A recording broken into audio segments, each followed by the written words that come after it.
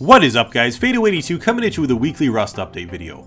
What you're taking a look at are 3 new skins that have been added into the game from the Steam Workshop, which is more fully integrated into Rust in this iteration.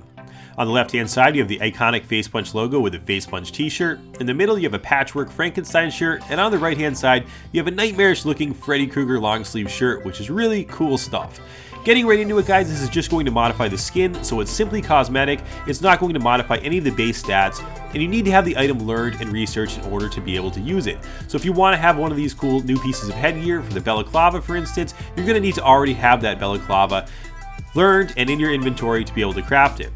If you guys want to go ahead and acquire these items, you're going to have to head over to the Steam Marketplace and go ahead and take a look at what's going on there.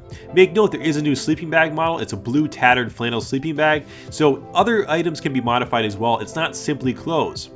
When you load up Rust, on the left hand side, you're going to see what's in your inventory. Go ahead and head over to the Steam Market and vote on items that you think are cool and that might be added into the game in the future. There's a host of them that have been approved already, and you're going to see much more options in the future. Make note, these do have a monetary value associated with them, and you can trade them with other players by going to your Steam inventory. You can sell them on the Steam Marketplace, and this is following the model of Team Fortress 2, and it's really a step in the right direction, and it was much needed for Rust. And also in this week's iteration, you're going to see a new death animation for the bear trap, along with accompanying sound effects.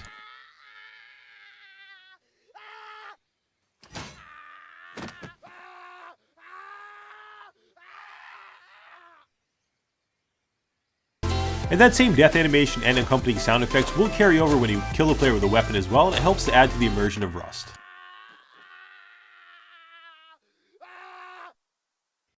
And when you're out searching for loot this week in Rust, you're going to notice that the barrels have been reskinned and they look a little bit different. A little more rustic in tone, and they give into different pieces when you break them apart. Really cool stuff. Again, it's cosmetic in nature, not a huge game changer, but it helps to add to the immersion of the game and draw the player into the environment.